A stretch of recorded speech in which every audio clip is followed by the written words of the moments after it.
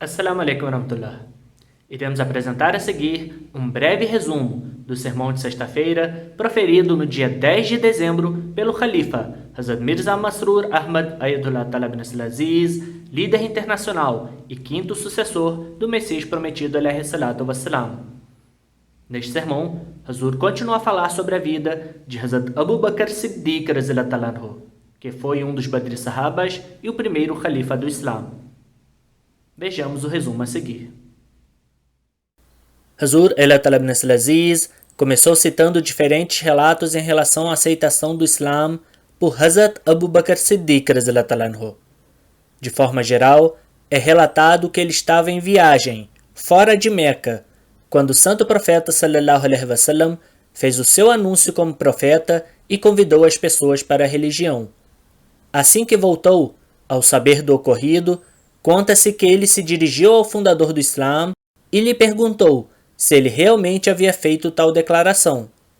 Quando o santo profeta sallallahu alaihi wasallam confirmou que havia feito tal anúncio, ele aceitou-o e adentrou a religião sem hesitar.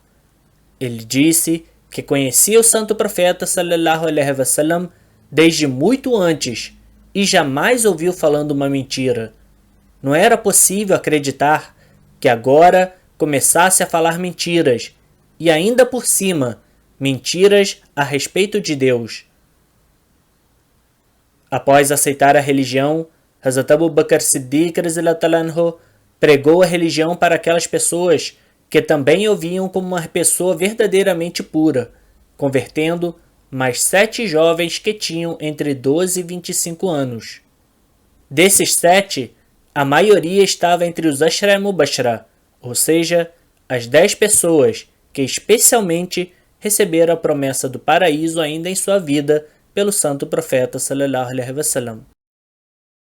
O segundo Khalifa da comunidade Ahmadiyya chegou a dar o exemplo da aceitação de Hazrat Abu Bakr Siddiq radhiyallahu anhu para recém-convertidos da comunidade, explicando que mesmo sem pedir sinais e milagres, apenas vendo a vida passada do fundador do Islã, ele aceitou a religião de uma maneira em que sacrificou tudo que tinha nesse caminho sem voltar atrás.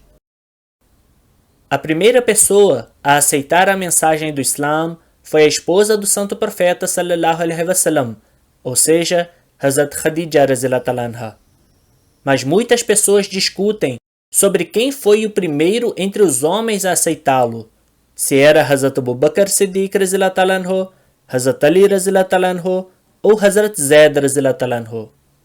O Khalifa Ayatollah Talab Aziz citou uma referência de Hazrat Mirza Bashir Ahmad Sahib radhiyallahu anhu, quem falou que Hazrat Ali radhiyallahu anhu e Hazrat Zaid radhiyallahu anhu eram praticamente crianças da casa do santo profeta sallallahu alaihi wasallam. Ao se avaliarmos entre pessoas já adultas, independentes, nos sobra o nome de Hazrat Abu Bakr radhiyallahu anhu. Há vários relatos, principalmente da época inicial do Islã, em que Hazrat Abu Bakr radhiyallahu anhu protegeu e salvou o santo profeta sallallahu alaihi wasallam em diferentes ocasiões, mesmo para isso tendo que ir contra uma multidão inteira, e mesmo que para isso ele mesmo acabasse sendo duramente atacado e ferido.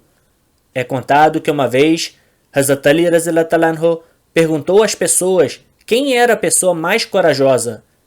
Eles disseram que era o próprio Hazrat Ali radhiyallahu anhu.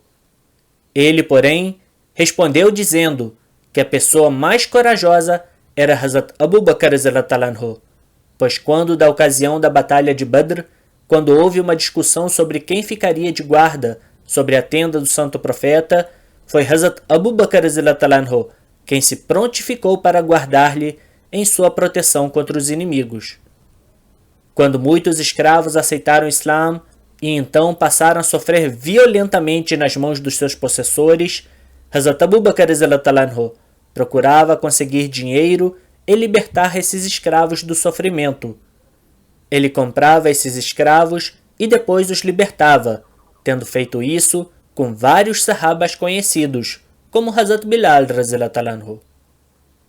Hazur Talab Aziz terminou o sermão informando que continuaria a citar incidentes da vida de Hazrat Abu Bakr Siddiq radhiyallahu anhu em sermões futuros.